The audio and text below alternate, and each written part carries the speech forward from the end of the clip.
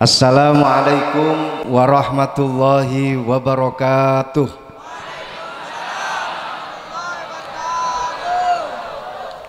Alhamdulillah sudah keras cara jawab salamnya. Ini menjadi pertanda yang hadir di majelis ini rata-rata hutangnya banyak. Bismillahirrahmanirrahim. Bismillah, amantu billah, tawakkaltu ala Allah, masya Allah, la hawla wa la quwata illa billahil aliyyil azim. Saya berserah diri kepada Allah. Pada pagi hari ini saya ada di majelis ini dan kanan kiri saya adalah para habaib. Kanan kiri saya adalah para ulama, para kiai. Saya tidak pantas untuk berdiri di depan panjenengan. Ada Habib Ali Asgaf, ada Habib Ali Al-Haddar, ada Kiai Muhammad, dan bahkan nanti ada Kiai Syekhul Islam, ada Kiai Asy'ari, ada Kiai Nur Hasan, ada Kiai Muhsin. Para kiai-kiai sepuh hadir di majelis ini dan saya harus berdiri di depan panjenengan semuanya. Tiada lain ini karena imtisalan li amri khadimi hadal ma'had. Hanya ikut dawuh, hanya ikut perintah dari keluarga besar Allahu yarham Kiai Haji Saiful Haq. Kita doakan bersama-sama semoga Ibu Nyai Saiful Haq, Ibu Nyai Raudhah diberikan umur panjang, sehat walafiat. Putra putri beliau Gus Dudung, Gus Vicky, dan juga segenap keluarga besar Bani Kiai Husnan semuanya diberikan kesehatan, keselamatan, umur panjang. Amin ya rabbal alamin. Alhamdulillahi rabbil alamin. Wabihi nasta'inu ala umuri dunya waddin. Allahumma salli wa sallim ala sayyidina wa maulana Muhammadin wa ala alihi wa sahbihi ajma'in. Qala rabbi shrah li sadri wa yassir li amri wahlul 'uqdatam min lisani yafqahu qawli, amma ba'du. Hadir kita di majelis ini pasti teringat dengan satu hadis, au kama qala Rasulullah sallallahu alaihi wasallam, idza mata ibnu Adam inqata'a amaluhu illa min salas. Ketika ada seorang ibnu Adam meninggal dunia, maka semua amal-amalnya akan terputus kecuali 3 perkara. Yang pertama, sedekahun jariyah, sedekah yang lanjut sampai nanti di alam barzakh, di hari akhir pahalanya akan mengalir kepada ibnu Adam. Kita saksikan bersama di majelis ini, kita kenang bersama Kiai Saiful Haq telah memberikan semua waktunya untuk ilmu, memberikan semua hartanya untuk ilmu, memberikan jasadnya, kesehatannya untuk ilmu. Ini menunjukkan bahwasannya apa yang beliau lakukan insya Allah akan menjadi sedekahun jariyah lahu, untuk Kiai Saiful Haq.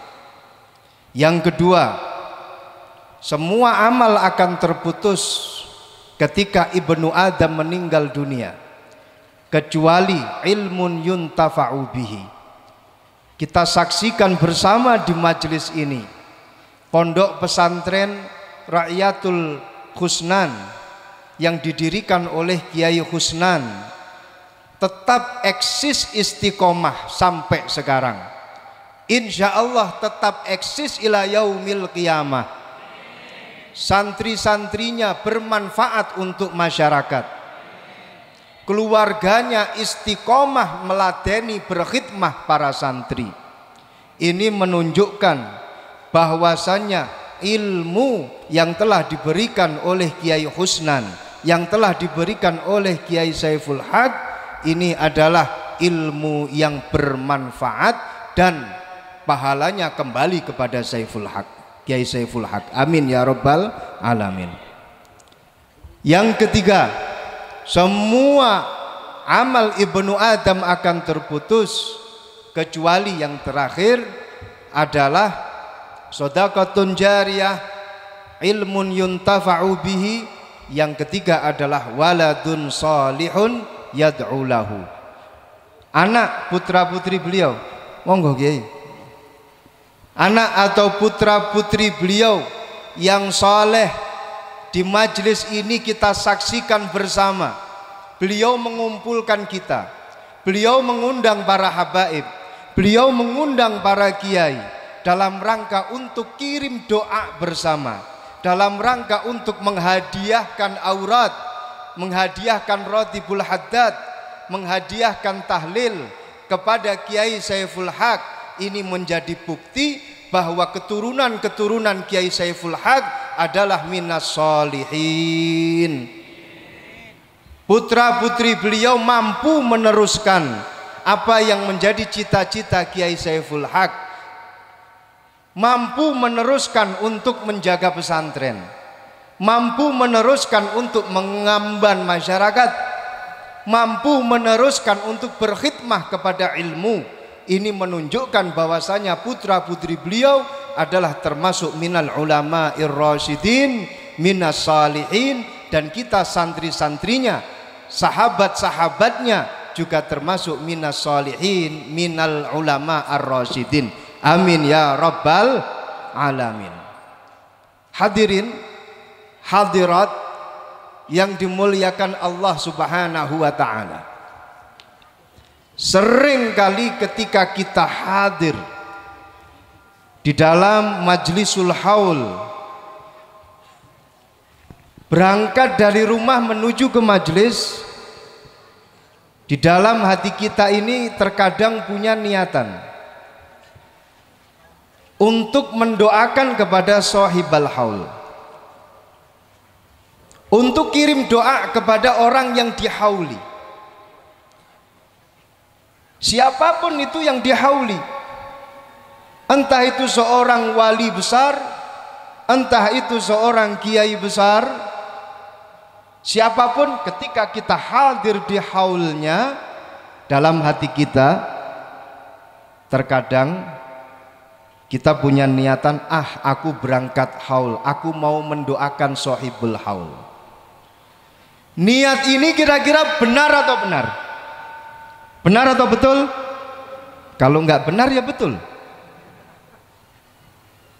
Tapi ada satu niatan yang lebih benar dari niat ini, dan itu hak pasti akan terjadi ketika kita hadir di majelis haul, haulnya para aulia, haulnya para habaib, haulnya para ulama. Hadir kita di majelis haul tersebut, kita pasti akan didoakan oleh sahibul haul. Amin. Walaupun toh kita berdoa, amin, tapi yang kita hauli ini akan memberikan doa yang lebih mustajab untuk kita semuanya. Saya teringat dengan satu makalah yang disampaikan oleh Asy-Syaikh Sulaiman Hilmi Tunahan, salah seorang ulama besar dari Turki. Beliau punya satu kaidah, tapi kaidah ini ditulis dalam bahasa Turki. Saya tidak paham kalau pakai bahasa Turki. Coba saya akan terjemahkan ke dalam bahasa Arab. Kata-kata beliau begini: idza mata 'alimun faka'annahu sayfun kharaja min kirabihi. Idza mata 'alimun, ketika ada seseorang yang alim itu kemudian meninggal, wafat, maka dia seakan-akan seperti pedang yang keluar dari sarungnya. seperti pedang yang keluar dari sangkarnya. Pedang kalau belum keluar dari sangkarnya itu sudah bisa menakutkan orang, betul? Lebih-lebih ketika pedang itu dihunus, lebih-lebih ketika pedang itu dikeluarkan dari sangkarnya, maka akan lebih menakutkan dan lebih tajam. Seorang yang alim ketika masih hidup, beliau sudah memiliki haibah, beliau sudah memiliki kewibawaan. Dan ketika ada seorang alim itu wafat, meninggal dunia, maka kewibawaannya akan menjadi lebih dahsyat. Doanya orang alim ketika masih hidup mustajab, akan tetapi ketika beliau sudah wafat maka lebih mustajab. Shallu ala Muhammad. Seorang kiai belum meninggal, masih hidup, jalan di depan santrinya sudah memiliki haibah. Gus Dudung ketika lewat di depan santri-santrinya, semua santri pasti akan tertegun, sungkan, takut, dan lain sebagainya. Ini Gus Dudung masih hidup dan beliau masih pakai sarung. Lebih-lebih ketika beliau sudah tidak,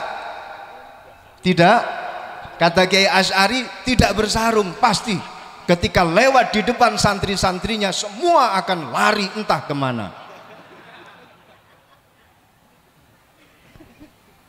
Itu tadi hanya guyonan, tapi yang jelas menurut Syekh Sulaiman Hilmi Tunahan, orang yang alim ketika sudah wafat doanya lebih mustajab bila dibandingkan ketika beliau masih hidup. Hadir kita di majelis ini, kita berdoa untuk Kiai Saiful Haq, kita berdoa untuk Kiai Husnan. Yakin, seyakin-yakinnya beliau akan membalas dengan doa yang lebih mustajab bila dibandingkan doa kita. Amin ya Rabbal Alamin. Nggak akan putus selamanya, nggak akan putus antara kita dengan guru-guru kita, nggak akan putus antara kita dengan Kiai Saiful Haq, nggak akan putus antara kita dengan Kiai Husnan, nggak akan putus. Di dalam Sirajut Thalibin, Kiai Ihsan dari Jampes, Kediri, tetangga saya, sesepuh saya dari Jampes, Kediri, dalam kitabnya Sirajut Thalibin beliau menukil kalamnya As-Sayyid Ahmad Zaini Dahlan. Sayyid Ahmad Zaini Dahlan dawuh begini, innal waliya, sesungguhnya seorang wali ketika beliau sudah meninggal, maka tata'allaku ruhuhu bimuridihi bi ashabihi bi talamidhihi, ruhnya akan selalu bersambung dengan santri-santrinya, ruhnya akan selalu bersambung dengan kerabat-kerabatnya. Wa tuhsalu minha al barakah anwarul ilmi wa tuhsalul minha al fuyudat. Ketika kita sudah sambung dengan guru-guru kita, maka kita akan mendapatkan barokahnya ilmu, cahayanya ilmu. Kita akan mendapatkan rahmat karena kita tetap bersambung dengan guru-guru kita, nggak akan lepas. Malah justru menurut Al-Habib Abdullah ibn Alawi Al-Haddad yang baru saja rotibnya kita baca bersama, Qutbil Irsyad, beliau adalah seorang wali kutub yang paling lama kewaliannya, kekutupannya. Satu riwayat mengatakan kekutupan beliau sampai 60 tahun tanpa cuti menjadi seorang wali kutub.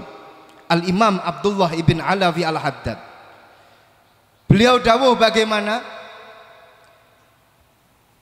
I'tina'ul wali ba'da mautihi asyad min i'tinaihi fi hayatihi. Dikatakan oleh beliau bahwa kepedulian seorang wali kepada murid-muridnya ketika beliau sudah wafat ini lebih dahsyat dan lebih mengena bila dibandingkan dengan kepeduliannya kepada murid-muridnya ketika beliau masih hidup. Kiai Saiful Haq kepada kita, kepada murid-muridnya lebih peduli bila dibandingkan dengan ketika beliau masih hidup. Kenapa seperti itu? Karena manusia ketika hidup itu masih sibuk dengan yang namanya taklif. Manusia ketika masih hidup itu sibuk dengan masalah ibadah, dengan masalah taklif, dengan muasyarah kepada masyarakat. Manusia ketika masih hidup pasti dia akan memiliki dua pangkat, pangkat basyariah dan pangkat khususiyah. Semua manusia. Pangkat basyariah yaitu sebuah pangkat di mana dia adalah seorang manusia, sifat-sifat manusianya, dan pangkat khususiyah adalah pangkat di mana dia menjadi seorang yang istimewa di depan Allah Subhanahu wa taala. Semua manusia. Tapi ketika orang itu sudah wafat, pangkat basyariahnya akan hilang. Ketika orang itu sudah meninggal dunia, pangkat atau sifat di mana dia menjadi manusia itu hilang. Sekarang tinggal satu pangkat, yaitu pangkat khususiyah. Ketika orang itu sudah wafat, seorang wali itu sudah wafat, maka hanya ada satu sifat, yaitu sifat khususiyah biwilayatihi. Sehingga orang itu kalau sudah wafat maka lebih mustajab doanya, karena ada satu khususiyah yang dia dapatkan, yang dia rasakan ketika dia wafat adalah satu khususiyah. Kita yakin bersama-sama insya Allah kita semuanya akan selalu bersama dengan para guru-guru kita. Semuanya akan bersama dengan Kiai Husnan. Insya Allah kita ditempatkan di tempat yang mulia oleh Allah bersama dengan Kiai Saiful Haq.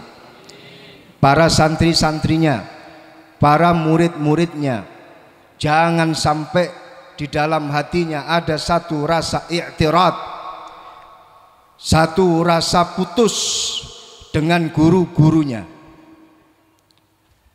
Man sahiba syaikhan minasyuyuhi summa i'tarada qalbuhu anhu faqad fasada aqdus suhbah. Ketika panjenengan sudah pernah duduk bersama dengan seorang guru, mengambil ilmu dari seorang guru, kemudian ketika panjenengan berpisah dengan guru panjenengan dan di dalam hati panjenengan ada rasa i'tirad, ternyata guru saya hanya segitu ilmunya, ternyata guru saya hanya segini, ternyata guru saya itu gak seberapa. Ketika ada satu rasa seperti ini di dalam hati panjenengan dengan guru-guru kita, maka faqad fasada aqdus suhbah.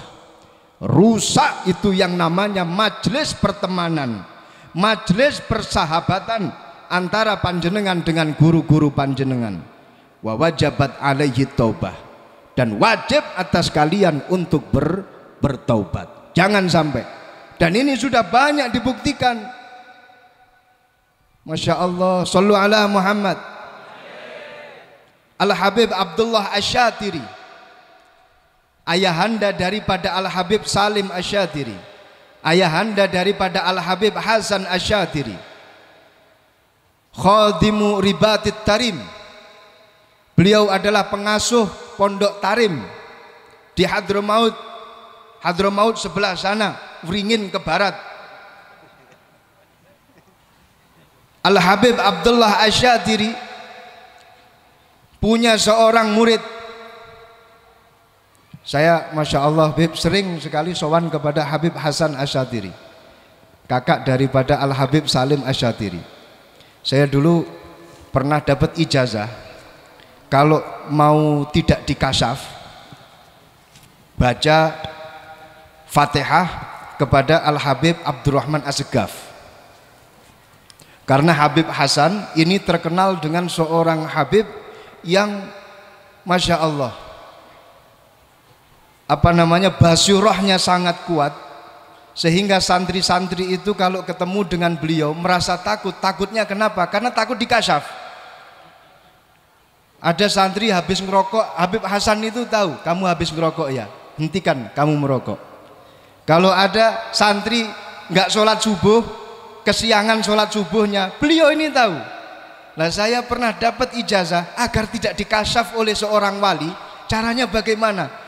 Disuruh untuk membaca Fatihah, kirim doa Fatihah, kirim surat Fatihah kepada Al-Habib Abdurrahman Assegaf.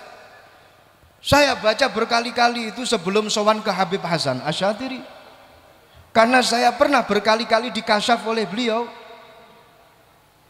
Saat ini saya ingin sowan ke beliau tanpa dikasyaf oleh beliau. Saya baca Fatihah, saya hadiahkan kepada Al-Habib Abdurrahman Assegaf. Ketika saya sowan, sungkem tangan beliau saya cium, masih kena juga dikasyaf.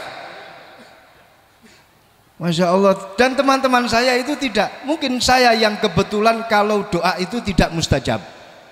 Berbeda dengan para kiai-kiai yang lain, para habaib yang lain. Ala kulli hal, Al-Habib Hasan Asyatiri Ibn Abdullah Asyatiri, ayahanda Al-Habib Hasan Asyatiri, pengasuh Ribatit Tarim, beliau ini punya seorang murid, seorang santri. Dan santri ini luar biasa.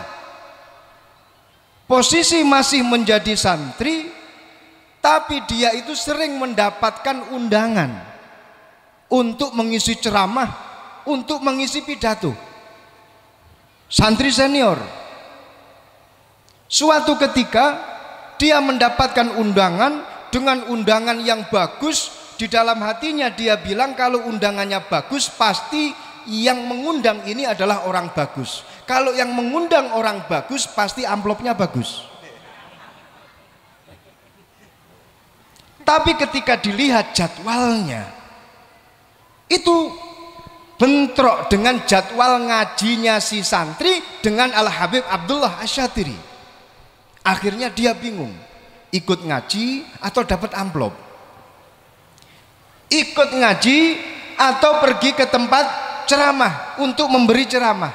Akhirnya dia punya satu pemikiran, kalau ngaji kan setiap hari, kalau ngisi ceramah itu bisa jadi 1 bulan 1 kali. Lebih-lebih ini undangannya bagus, yang undang juga orang bagus, pasti amplopnya bagus. Akhirnya dia berangkat untuk ngisi ceramah. Dia tinggal itu yang namanya majelis bersama dengan Al-Habib Abdullah Asyatiri. Al-Habib Abdullah Asyatiri ketika mau mulai mengaji seperti biasanya, dia mengabsen satu persatu muridnya. Satu persatu itu dia absen. Semisal yang namanya Haryono hadir. Siapa lagi? Saman soba jenenge? Mahmud Effendi hadir. Mun ben seranya mana? Mariono hadir. Ketika ini seorang murid yang pergi ceramah tanpa izin, namanya disebut Fulan ibn Fulan. Mana Fulan? Mana Fulan? Katanya Mariono nggak hadir, Beb. Terus dia pergi kemana? Dia pergi ke Mukalla, di salah satu tempat ibu kota Hadramaut. Ngapain dia di sana? Katanya ada amplop bagus, yang undang bagus, karena undangannya bagus, kemudian orangnya bagus, karena ada amplopnya bagus. Masya Allah. Apa dawuhnya Al-Habib Abdullah Asyatiri?